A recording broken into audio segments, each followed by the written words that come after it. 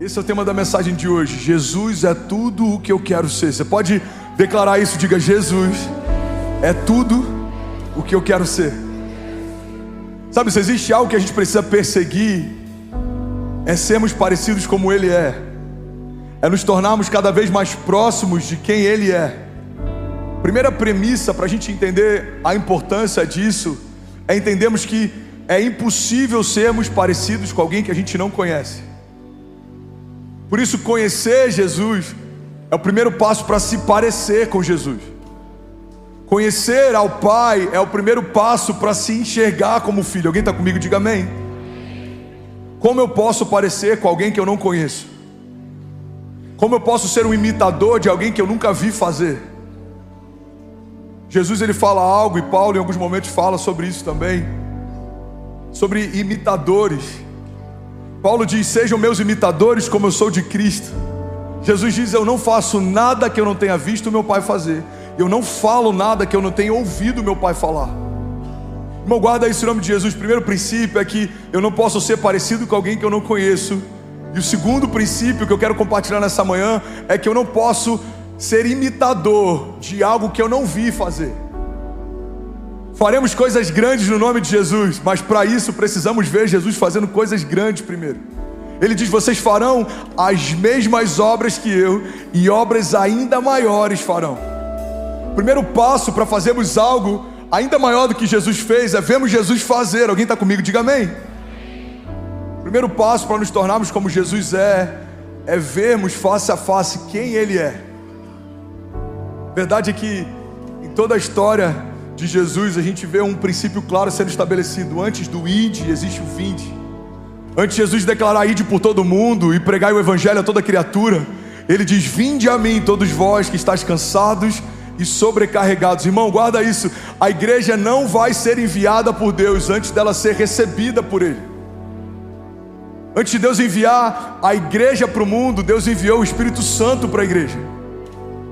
Jesus, ele aparece para os discípulos antes dele voltar para o Pai. Ele diz: olha, vocês pregarão o evangelho, vocês vão curar os enfermos, vocês vão libertar os cativos, vocês vão transtornar o mundo. Eu estou parafraseando aqui. Vocês vão mudar a história, vocês vão gerar milagres, vocês vão ser canal de vida, vocês vão pregar em Jerusalém, Judéia, Samaria, até nos confins da terra. Mas ele fala o seguinte: mas permaneçam até que venha sobre vós o revestimento de poder. Irmão, olha para mim. Jesus está ensinando algo que é poderoso e a gente não pode negligenciar. Ele está dizendo: vocês vão falar no meu nome, mas antes recebam uma porção de quem eu sou.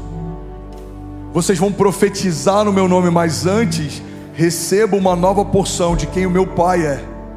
Quando Jesus está dizendo: vocês vão fazer isso, isso e isso, mas permaneçam até que venha sobre vós, Jesus está dizendo: não ouse falar em meu nome sem carregar quem eu sou. Não ouse tentar fazer as obras que eu fiz sem ser revestido do Espírito que eu fui. O que Jesus está ensinando para a igreja, irmão, é zelo. É o zelo de um pai que está dizendo: você não vai conseguir destruir as obras do inferno se você não for antes cheio das realidades dos céus. Você vai se machucar, você vai se frustrar, você vai se ferir, você vai se perder. Igreja, olha para mim. Tem muita gente que se feriu no meio do caminho porque quis se envolver com coisas espirituais sem ter se tornado um homem espiritual. Tem muita gente que se frustrou com os sonhos de Deus porque tinha expectativa de viver coisas de Deus sem nunca ter nascido de Deus.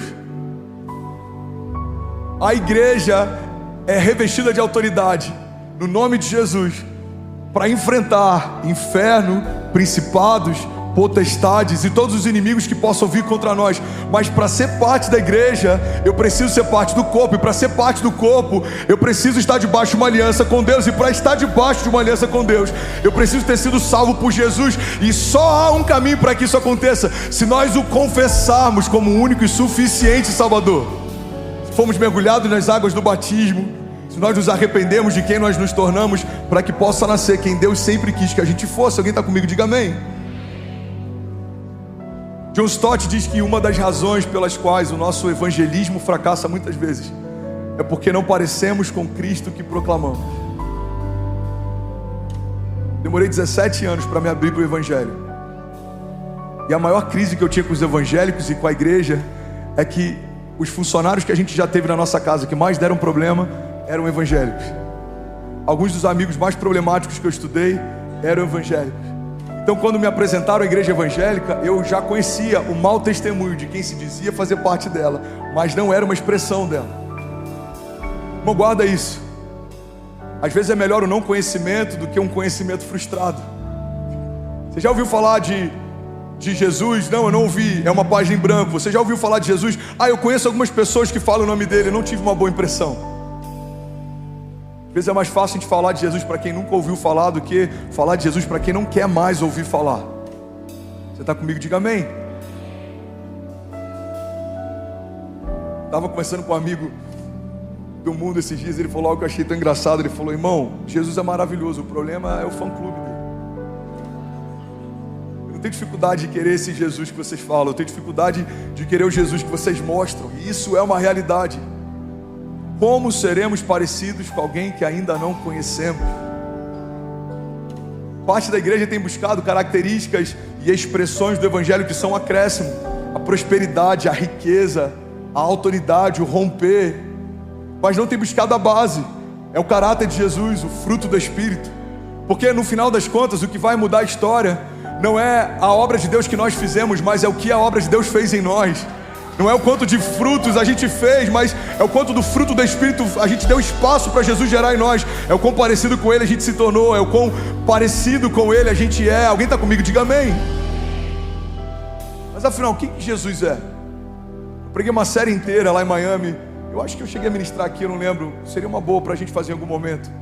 Jesus Wild. Eu falei sobre um Jesus selvagem, porque me apresentaram um Jesus católico e ele tinha características dos pintores que pintaram ele na época renascentista: olhos azuis, cabelos louros. Me apresentaram Jesus evangélico e ele tinha muitas características dos pastores que me apresentaram. Mas em algum momento eu comecei a ter experiências com Deus e Deus me apresentou o Jesus de Deus. E ele é despido de qualquer camada de religiosidade, ou qualquer paradigma, ou qualquer ideia que a gente possa ter a respeito de quem ele é. Irmão, o Jesus de Deus, ele é diferente do Jesus da religião. O Jesus de Deus, ele é despido de qualquer camada de religiosidade. O Jesus de Deus, ele é manso, mas ele também é selvagem. O Jesus de Deus, ele é uma mistura de amor e fúria. É um amor pelo pecador, mas é uma fúria contra o pecado. O Jesus de Deus, ele andava sobre as águas, ele curava enfermos, mas ele também fez de todo o inferno um espetáculo público, triunfando sobre eles na cruz. Ele era indomável, mas ele também era irresistível. Tentam prendê-lo, e quando os soldados que foram prendê-lo voltam para aqueles que mandaram prender, eles perguntam: onde é que está Jesus? Por que vocês não o trouxeram? E eles respondem: nós nunca ouvimos alguém falar como aquele homem fala. Era tão irresistível ouvir Jesus falar que até aqueles soldados que foram prendê-lo não conseguiram prender alguém que falou com eles de uma forma que ninguém jamais tinha falado. As parábolas que Jesus usava, algumas delas faziam parte da cultura da época. Mas por que Jesus falando era diferente? Porque muita gente falava sobre filiação, ele era o Filho de Deus. Muita gente falava sobre renovo, ele era a expressão do renovo de Deus. Muita gente falava sobre milagres, ele era o milagre. Irmão, Jesus era tudo aquilo que a religião falava. A diferença é que a religião só falava, Jesus expressava o que falava. A Bíblia diz, ele ensinava como quem tinha autoridade. E a história de Jesus é uma expressão clara de que não é sobre falarmos de Deus, é sobre nos tornarmos uma expressão de Deus. Os religiosos falavam em nome de Deus, redimiam pecados em nome de Deus, recebiam pagamento para liberação de pecados, cobrança de indulgências e tantas coisas que a religião já estabeleceu. Mas Jesus, não. Ele se abaixa no meio de uma tarde turbulenta, onde pessoas querem apedrejar uma mulher que foi pega em meio ao adultério, e ele escreve algo que ninguém sabe o que foi na areia, e ele estabelece um marco na história. Ele diz: se alguém não tem pecado, atire a primeira pedra. Pouco a pouco os acusadores foram saindo, até que ele vira para aquela mulher e fala: onde estão os teus acusadores? Todos foram embora. Então agora vá e não peques mais. A religião exigia que o homem fizesse algo para merecer Deus. Jesus fez algo para que, mesmo sem merecer, recebêssemos Deus. Ele é a justiça de Deus. Ele é a melhor ideia de Deus. Ele era o único filho de Deus, se tornou o primeiro de muitos filhos. Quem Jesus é? Jesus é bom. É tão bom ao ponto de quando disseram que ele era bom, ele disse: não, bom é o Pai. Jesus era humilde, apesar de ser o autor e consumador da nossa fé, apesar de ser o Messias, o maravilhoso conselheiro, o Deus forte, o Pai da eternidade, o príncipe da paz. Ele era tão parecido com seus discípulos que Judas precisou sinalizar quem ele era entre os discípulos, porque os soldados não sabiam distinguir quem era o Senhor e quem eram os discípulos.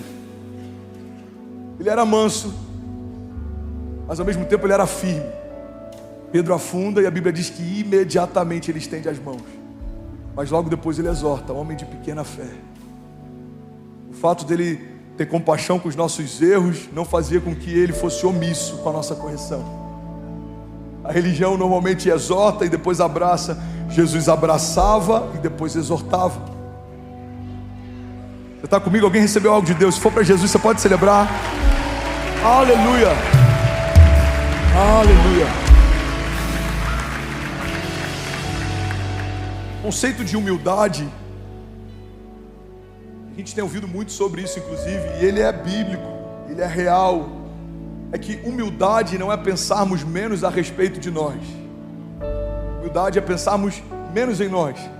Jesus não pensava ser menos do que era, ele sabia quem era, mas ele não usurpava pessoas a partir do que era. Ele teve a humildade de colocar uma toalha na cintura, lavar os pés dos discípulos. Ele teve a humildade de ensiná-los mesmo errando várias vezes, mas ele era duro também. Chega um momento que ele entra no templo e ele vê pessoas fazendo comércio na casa do seu pai. E algumas pessoas falam: pastor, não é a mesma coisa que a gente faz hoje, tendo uma lojinha na igreja. Não, Jesus não ficou escandalizado com uma store na igreja. Jesus ficou escandalizado porque pessoas que vinham de longe precisavam trocar dinheiro para poder comprar animais que ofereceriam como sacrifício. Viram nisso uma oportunidade e agora começaram a estabelecer casas de câmbio. Pessoas começaram a fazer comércio dentro daquilo que as pessoas viam em busca como uma jornada de fé. Isso é uma oportunidade. Então começou a se tornar um business. Quando Jesus olha para aquilo, ele se revolta a ponto de virar a mesa. E ele pega um chicote, ele vai para cima daqueles que estavam corrompendo a pureza do templo. Irmão, olha para mim.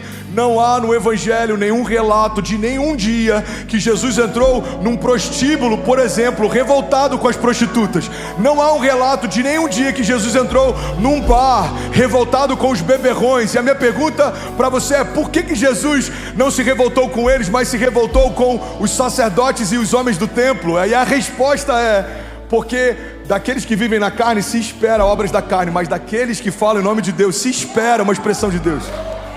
A regra é mais alta, a expectativa é diferente. O que esperar de alguém que não nasceu de novo? As obras da carne. Esperar de alguém que fala em nome de Deus? A expressão de quem Deus é. Como Ananias e Safira, fulminados porque retiveram algo que deveriam entregar. Mas outros entregaram menos naquela fila. Outros ofertaram menos naquele dia. Por que só eles foram fulminados? Não é pela quantidade do que deram, mas é pelo princípio que quebraram. Tentaram reter para si algo que haviam consagrado ao Senhor. A régua na graça, ela é mais alta. Na lei, se alguém pegasse uma mulher que não era sua, em adultério, ele pecava. Na graça, se você pensar nisso, você já caiu. A graça é o nível mais alto de santidade, mas também é o nível mais alto de aliança. A graça é o nível mais alto de expectativa de Deus em relação ao nosso posicionamento, mas também é o nível mais alto daquilo que Deus nos dá como acesso. Na antiga aliança, os sacerdotes se consagravam para que um homem entrasse pontualmente na presença de Deus. Na nova aliança, a presença de Deus habita dentro de homens comuns como eu e você.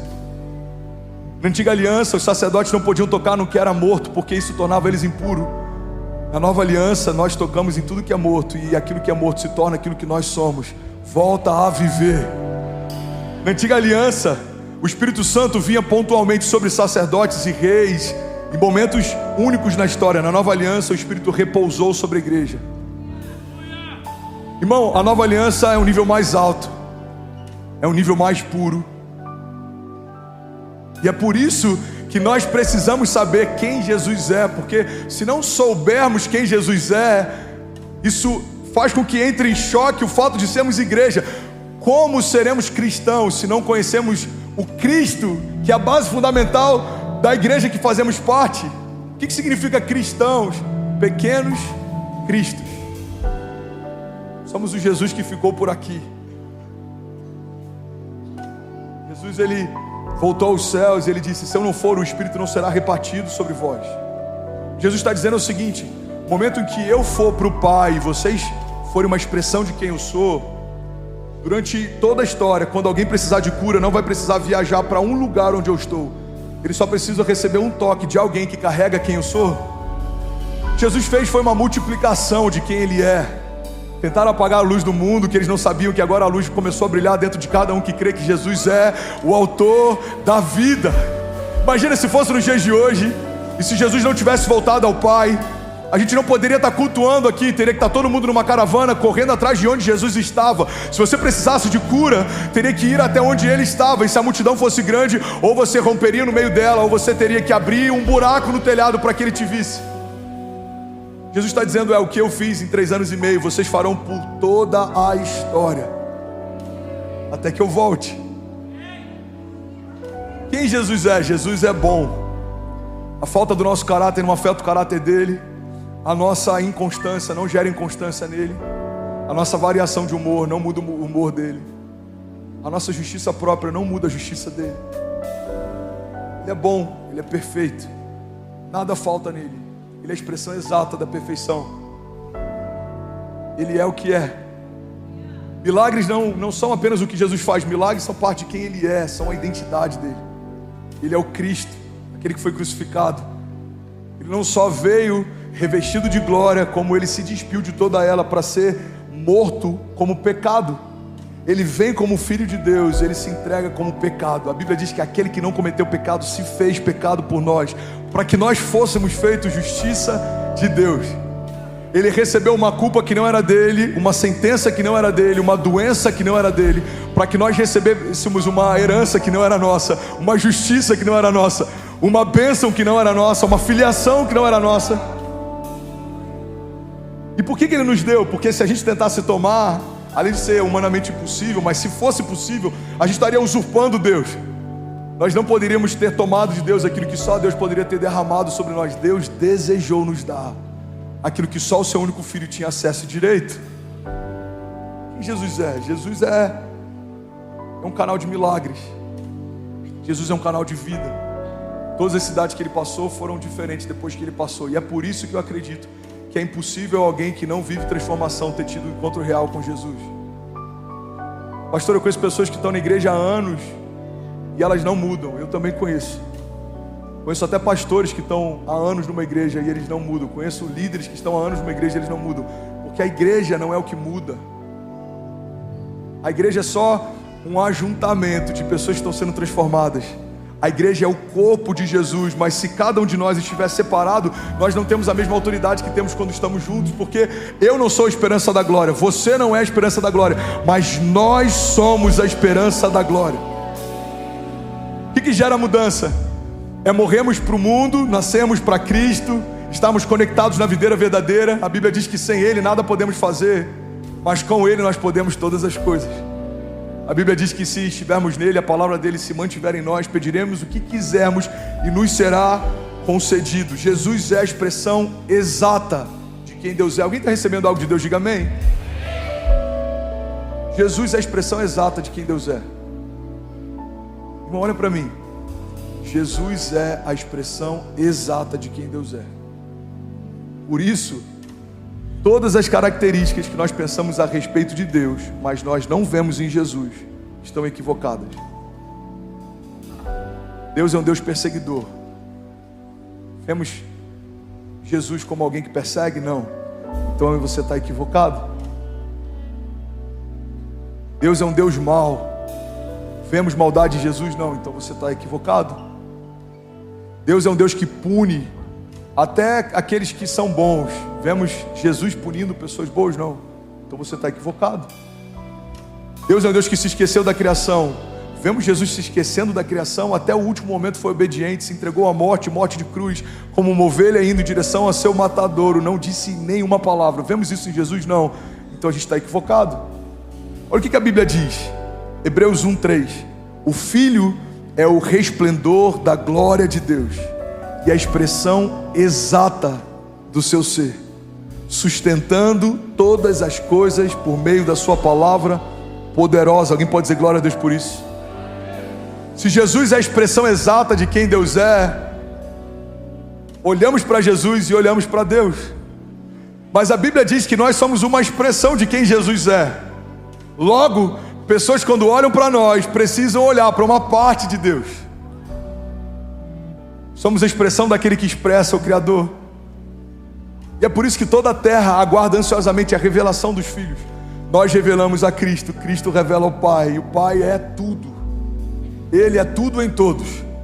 Alguns nomes revelam características e facetas do caráter de Deus. Um deles é Yahvé. Eu sou o que sou. Quando questionam a Jesus sobre quem Ele é, quem você diz ser, quem você pensa ser, Ele fala, eu sou o que sou. Em outras palavras, para alguém aqui nessa manhã, Ele está dizendo, você está doente, muito prazer, eu sou a cura. Você está perdido, muito prazer, eu sou o caminho. Você está cativo, muito prazer, eu sou a liberdade. Você é órfão, muito prazer, eu sou o Filho e eu quero te apresentar o nosso Pai. Você está cansado, muito prazer, eu sou o renovo. Você está vivendo coisas velhas, muito prazer, eu sou o novo de Deus. Você está vivendo um momento de caos, muito prazer, eu sou o príncipe da paz. Você está em dúvida, muito prazer, eu sou o maravilhoso conselheiro. Você está sendo perseguido, muito prazer, eu sou o Deus forte. Yahvé, eu sou o que sou. Ele não existe, Ele é. Eu sou o que sou, fala a respeito da característica de um Deus que não foi inserido na história. Inseriram ideologias na história, inseriram filósofos na história. Alguém gerou os filósofos que geraram filosofias, mas ninguém gerou Deus. Ele é. Ele pariu a história, Ele criou a eternidade. A eternidade é uma ideia de Deus. A sua vida é uma ideia de Deus. A terra e toda a criação são uma ideia de Deus. E é por isso que um Deus criador se revela a partir de uma unção criativa, e Ele espera que nós também nos movemos debaixo dessa mesma dinâmica. O homem é colocado no jardim, mesmo sem ter criado nada, é convidado por Deus para nomear o que Ele criou. De forma didática, Deus está ensinando, é para esse lugar que eu te chamei, você vai abrir a sua boca e você vai liberar destinos. Toda a criação vai ser chamada a partir daquilo que você chamou. Deus está ensinando desde o princípio que quando estamos nele, temos voz profética e autoridade para liberar destinos e para nomear milagres. É por isso que eu amo todos os anos, desde alguns anos para cá, declarar que esse ano já é o melhor ano da minha vida. E o próximo, pastor, o próximo ainda não chegou, mas quando o próximo começar, é a mesma declaração que ele vai ouvir. Esse ano já é o melhor ano da minha vida. Porque muitas vezes, irmãos, nós perdemos tempo nomeando problemas, mas nem sempre a gente gasta tempo nomeando os milagres.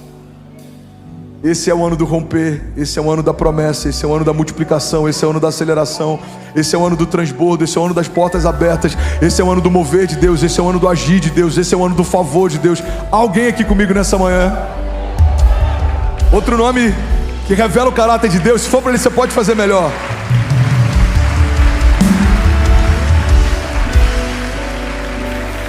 Aleluia. É que Ele é chamado de Rafá, o Deus que cura. Rafá, o Deus que cura. Irmão, olha para mim, existe uma teologia caída dentro da igreja que acredita que Deus coloca doenças em nós para tratar o nosso caráter. Quando a gente não conhece quem Deus é e como Deus faz, a gente pode atribuir para Ele obras que não são dele. É por isso que quando Jesus ele repreende a tempestade, Ele está dando um sinal claro de que aquela tempestade não foi enviada pelo Pai, porque o Filho jamais repreenderia algo que o próprio Pai fez. Quando conhecemos o caráter de Deus, sabemos o que vem de Deus e o que não vem. Logo, sabemos o que repreender e o que abraçar. Alguém comigo aqui, diga amém. Conselho prático, existe uma palavra rema fluindo aqui nessa manhã, não se distraia. Se você está com sono, irmão, se posiciona melhor. Se você está distraído, fala para tua mente, hoje não.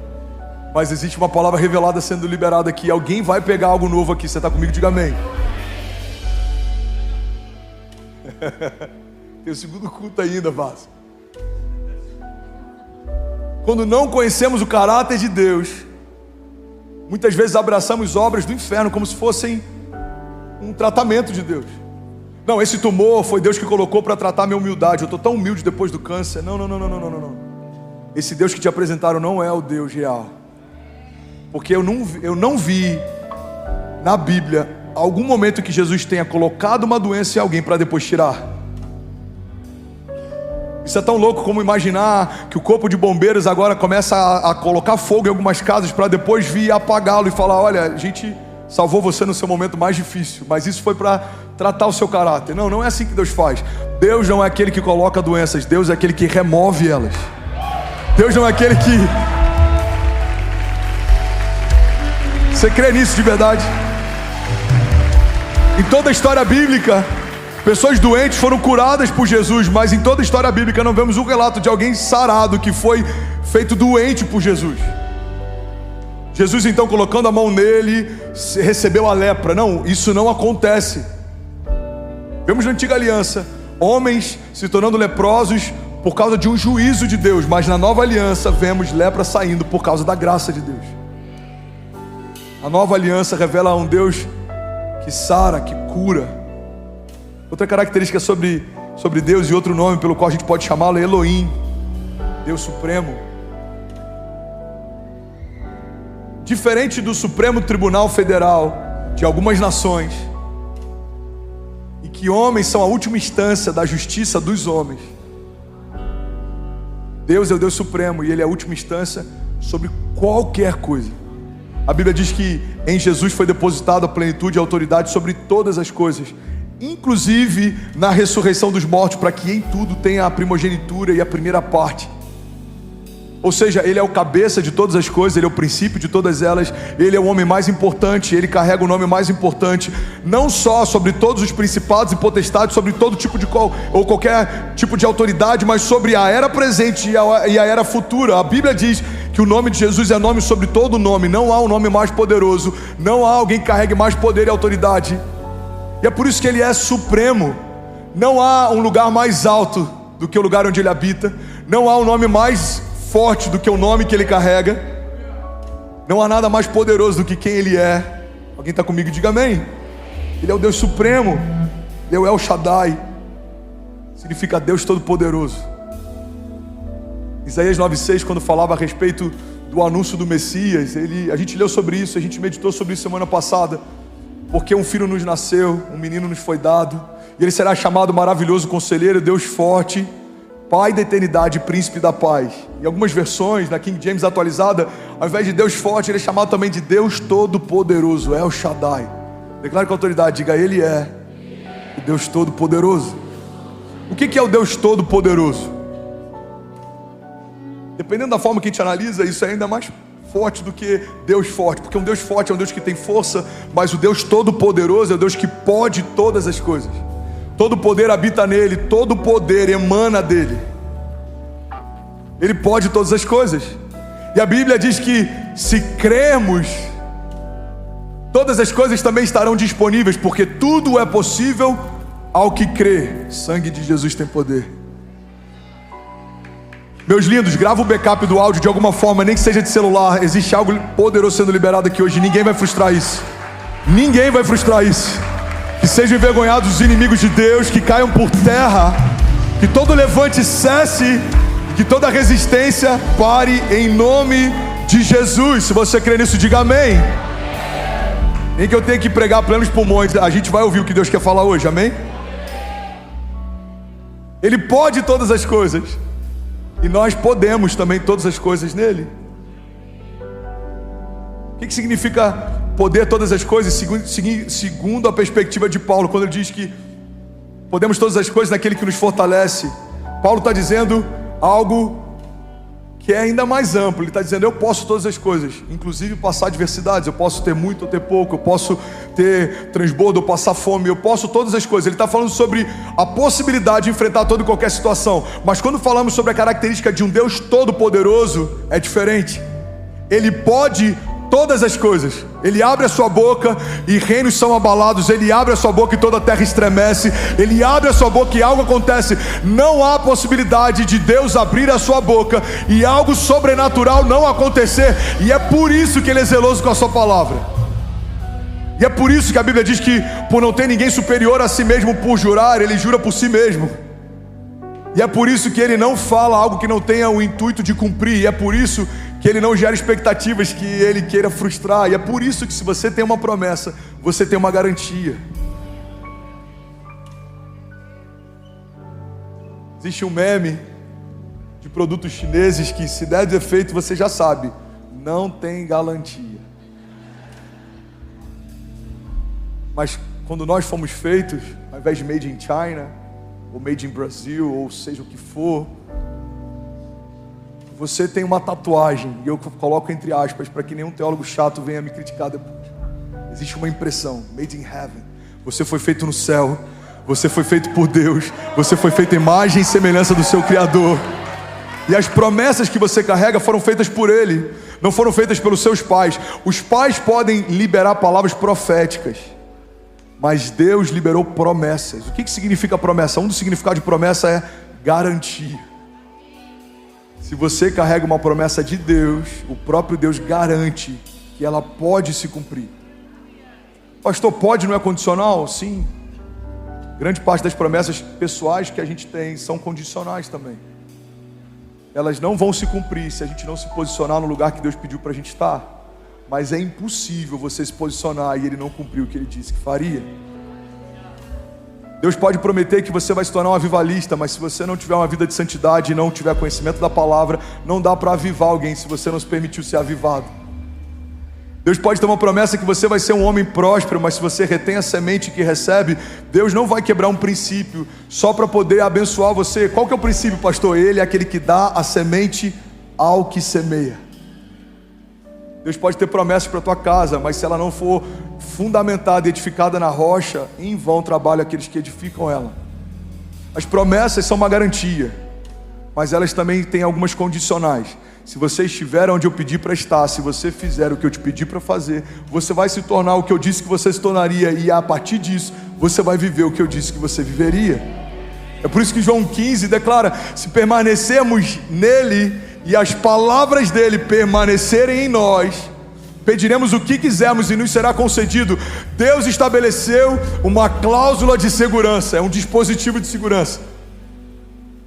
Se a criação estiver nele e as palavras dele estiverem na criação, o que a gente vai pedir já é o que ele queria nos dar. João 15 fala sobre concordância, fala sobre alinhamento. Eu já falei sobre isso aqui. A palavra concordância, na etimologia dela, a raiz dela vem de concordes, ou seja, corações alinhados.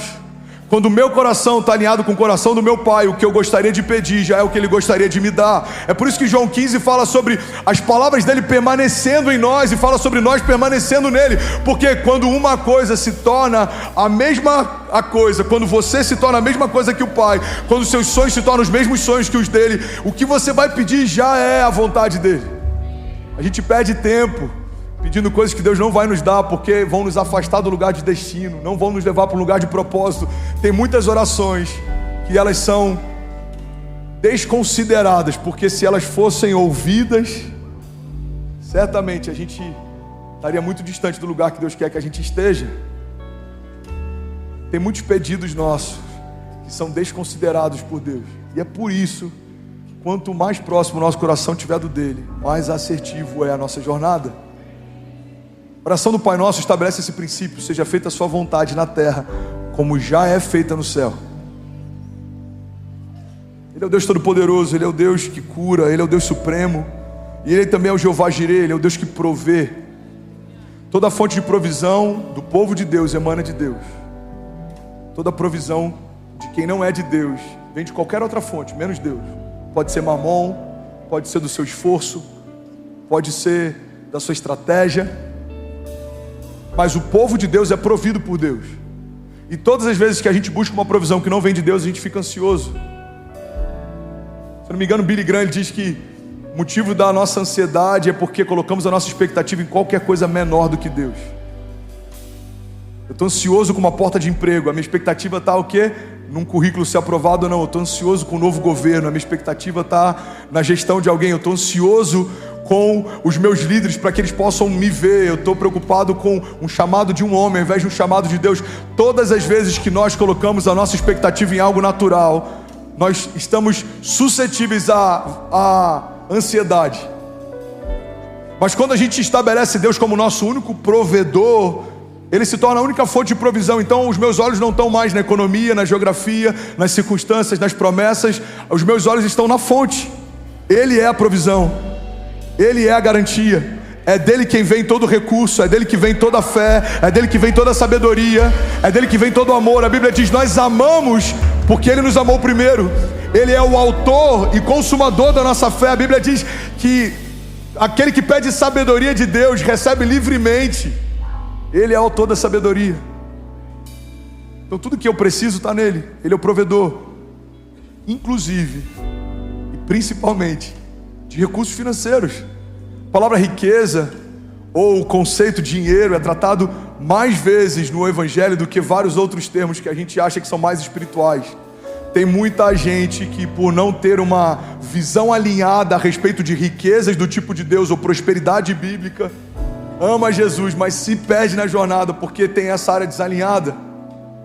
Tem muita gente que não vive a prosperidade do tipo de Deus porque fecha o seu coração para princípios de Deus, como principalmente ligados a ofertas e dízimos.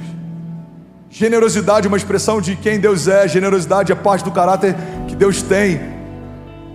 Ele é o Deus provedor. Você pode declarar isso. Essa declaração é tão forte, principalmente nos dias de hoje, principalmente no lugar que a gente está. Declare com autoridade.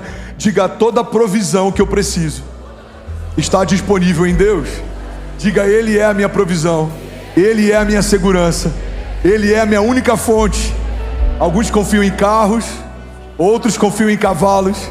Diga: alguns confiam em governos, outros confiam na economia, mas nós confiamos no Deus da nossa salvação.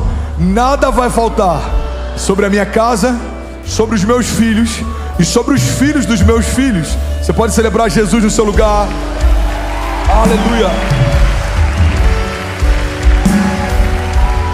Aleluia. Eu preciso correr. Eu só tenho 5 minutos. Alguém consegue ouvir mais 5 minutos dessa mensagem? Ele é chamado também de Adonai, meu Senhor. E aqui está um ponto sensível na igreja dos dias de hoje. Pastor, não era assim no passado? Eu não sei, eu não vivi no passado. Eu posso falar da igreja que eu lidero hoje. O nosso desafio é que muita gente tem encontrado Jesus como Salvador, mas nem todo mundo tem confiado em Jesus como seu Senhor. Mas não dá para viver o poder da jornada de uma vida com Jesus se não entregarmos para Ele o governo também da nossa história. Não podemos atribuir a Deus a consequência de alguns erros se a gente não entregou para Ele antes o controle. Tem muita gente que entendeu que Jesus é Salvador, mas nem todo mundo está vivendo a graça e a leveza que é enxergá-lo também como Senhor. O que significa, pastor, Ele ser o Senhor da minha história? Se Ele falar não faça, não faz. Se Ele falar não entra, não entre. Se Ele falar corra, corre. Se Ele falar pare, para. Não é tão difícil. Difícil é, de fato, a gente saber quando é Ele quem fala. Por que eu sei quando é a voz da Kezinha, independente do lugar que eu estiver? Se ela gritar em qualquer lugar aqui, eu vou falar: é a Kezinha que está me chamando. Porque há quase 20 anos a gente está junto. Então a voz dela, que era genérica no início, vai se tornando específica depois de algum momento. E eu consigo discernir, mesmo no meio de uma multidão, se for um volume audível, claro, quando é a Kezinha falando. Por quê? Porque eu já ouço ela falar há muito tempo. A dinâmica que Deus estabeleceu no jardim era justamente essa. Todos os dias, na viração do dia, quando os passos de Deus eram ouvidos no jardim, o homem corria para ter tempo com Ele. O que Deus queria ensinar é: eu vou falar com você todos os dias, para que você nunca tenha dúvida quando é a minha voz e quando não é. Quando a gente conhece a voz de Deus, irmão, fica mais fácil da gente obedecer. Porque como eu posso obedecer se eu não sei o que Ele espera de mim? Quando Ele se torna o nosso Senhor, Ele assume total governo sobre a nossa história. A Bíblia diz que Jesus, nos seus momentos finais, Ele fala: Pai, se possível for, afasta de mim esse cálice.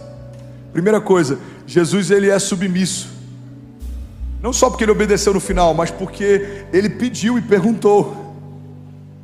Se Jesus fosse rebelde, ele não teria nem pedido, ele teria fugido, sumido, abortado o projeto da redenção. Mas ele chega ao ponto de pedir. É como alguém falando no meio de uma multidão, levantando a mão e falando: com licença, eu posso fazer um pedido? Se for possível, afasta de mim esse cálice. Mas logo depois ele fala: mas todavia, seja feita a sua vontade, não a minha. E Deus disse: sim, filho, é a minha vontade, eu não posso te poupar da cruz. Ele fala: então assim vai ser feito. E naquele dia, quando ele abre os braços, em alta voz ele declara: está consumado. O que significa estar consumado? Além de tudo que precisava ser feito foi feito, significa que Jesus está dizendo: Pai, eu obedeci até o final, você é o meu Senhor. Irmão, olha para mim, se a gente quiser viver uma vida plena, a gente precisa abrir mão do controle, a gente precisa deixar Deus ser Deus. Fala para quem está do seu lado: deixa Deus ser Deus, irmão. Fala para quem está do outro lado, só para não parecer que é indireto: deixa Deus ser Deus. Um dos nomes de Deus é Yeshua, a salvação. Yeshua, a salvação. Ele é o nosso Salvador.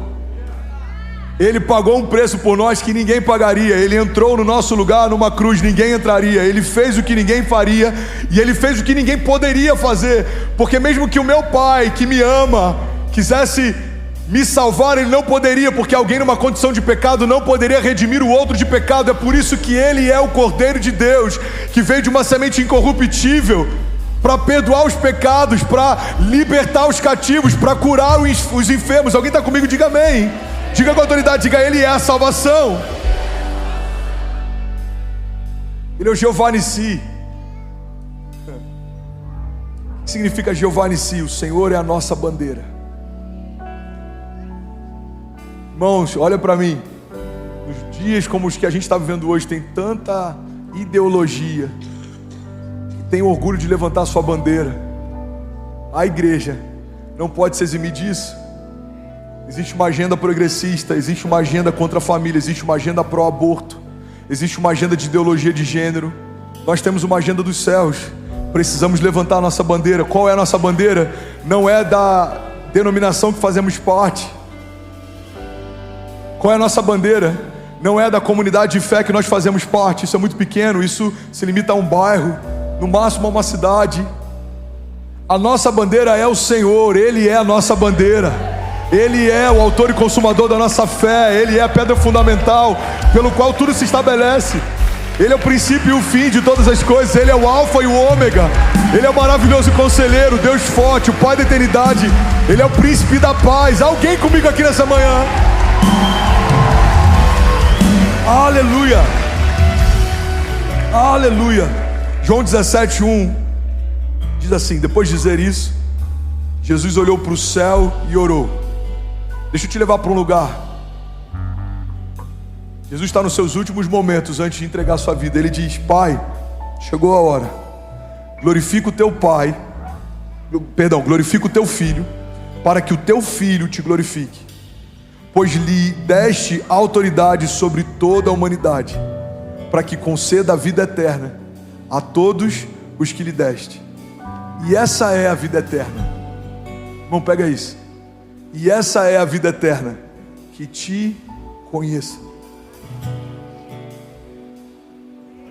E essa é a vida eterna, igreja, que conheçam ao Senhor. É por isso que é um desperdício de tempo. Estamos numa igreja, aprendemos sobre muitas coisas, mas não sabemos o básico sobre Deus, porque essa é a vida eterna, que te conheçam o único Deus verdadeiro e a Jesus Cristo, a quem enviaste. Eu te glorifiquei na terra, completando a obra que me deste para fazer. E agora, Pai, glorifica-me junto a ti, com a glória que eu tinha contigo antes que o mundo existisse. Alguém pode dizer glória a Deus por isso? Aleluia. Colossenses 2:9. Pois em Cristo habita corporalmente toda a plenitude da divindade, e por estarem nele, que é o cabeça de todo o poder e autoridade, vocês receberam a plenitude. Nele também vocês foram circuncidados, não como a circuncisão feita por mãos humanas, mas como uma circuncisão feita por Cristo, que é o despojar da carne. Só abrindo parênteses. O que é o despojar da carne? Despojar significa a remoção de autoridade. Que a Bíblia está dizendo que na antiga aliança, homens precisavam ser circuncisos para que expressasse uma aliança. Na nova aliança, essa circuncisão foi feita não na carne, mas foi o despojar de toda a autoridade. A carne não tem mais autoridade sobre aqueles que Cristo comprou com sangue. A carne não tem mais autoridade ou legalidade ou governo sobre aqueles que nasceram de novo. Alguém está comigo? Diga amém. Isso aconteceu quando vocês foram sepultados com Ele no batismo. E com Ele foram ressuscitados mediante a fé no poder de Deus que o ressuscitou dentre os mortos. Quando vocês estavam mortos em pecados e na incircuncisão da sua carne, Deus os vivificou juntamente com Cristo. Ele perdoou todas as nossas transgressões e cancelou a escrita de dívida, que consistia em ordenanças e que nos era contrária. Ele as removeu, pregando-a na cruz, e tendo despojado os poderes e autoridades, fez de todos eles um espetáculo público, triunfando sobre eles na cruz. Alguém pode dizer glória a Deus por isso? 2 Coríntios, eu finalizo aqui. Pode ficar de pé no seu lugar. 2 Coríntios 5,17 diz: portanto, se alguém está em Cristo... Filhão, vamos ministrar o último louvor que a gente fez antes de começar a palavra, pode ser? 2 Coríntios 5,17 diz: portanto, se alguém está em Cristo, é uma nova criação. As coisas antigas já passaram, e eis que coisas novas surgiram. Em outras versões a Bíblia diz que as coisas velhas ficaram para trás, e em Cristo tudo se fez novo. Feche teus olhos em nome de Jesus, eu quero orar com você. Curva tua cabeça. O instrumental pode liderar a igreja enquanto isso. Feche teus olhos. Esquece tudo que é natural. Esquece o lugar que você está. Esquece quem está do seu lado. Você não está mais numa igreja. Você não está num auditório. Você não está nem em Alphaville. Você não está mais em São Paulo. A Bíblia diz que quando 2 ou mais se reunirem no nome dele, lá ele estará. Irmão, esse lugar agora é um pedaço do céu. E Jesus quer se revelar para nós. A gente não está aqui para ouvir uma palavra motivacional. A gente não está aqui para qualquer coisa que não seja. Temos um encontro com Jesus. Jesus quer se revelar para você. Jesus quer se apresentar para você. Jesus quer apresentar para você o seu destino profético, as promessas. Jesus está dizendo para algumas pessoas nessa manhã: filho, é isso que eu tenho para você. São esses pensamentos que eu tenho para você. Pensamentos de paz e não de mal. Pensamentos de vida e não de morte. O Senhor diz: eu bem sei os pensamentos que eu tenho a vosso respeito, diz o Senhor. Pensamentos de paz e não de mal, para te dar o fim que você deseja. Eu te abençoo em nome de Jesus, irmão, para que você caminhe em fé, para que você cresça em Deus. Eu te abençoo em nome de Jesus. Eu declaro as escamas dos nossos olhos sendo removidas nessa manhã, as mordaças das nossas bocas sendo retiradas nessa manhã, as correntes dos nossos pés sendo destruídas nessa manhã. Liberdade sobre você, sobre a sua mente, sobre a tua jornada, sobre a tua casa. Foi para a liberdade que Cristo nos libertou. Você é livre em nome de Jesus. Você é sarado em nome de Jesus. Você é abençoado em nome de Jesus. Você é próspero em nome de Jesus. Você é mais do que vencedor em nome de Jesus. Você é filho. E não há condenação para aqueles que estão em Cristo Jesus. Nós fomos feitos santos, inculpáveis e livres de toda a acusação. Você é livre. Feche teus olhos. Queria que você trouxesse isso à consciência. Você é livre. O medo não te para mais. A ansiedade não te para mais. Pastor, mas eu ainda tenho enfrentado a ansiedade. Então declara para ela: não há legalidade para você permanecer num lugar onde Jesus governa. Não há legalidade para doenças, não há legalidade para enfermidades, não há legalidade para o medo, não há legalidade para principados, não há legalidade para o inferno. No lugar onde Jesus governa, seja livre, irmão. Seja livre, seja livre, seja livre. Seja livre em nome de Jesus. E aí, tudo bem? Você acabou agora de assistir um vídeo. Se você ainda não está inscrito, já se inscreve também no nosso canal, ativa esse sininho aqui embaixo de notificação e toda vez que eu fizer uma live ou estiver transmitindo uma mensagem ao vivo, você vai ser um dos primeiros a saber.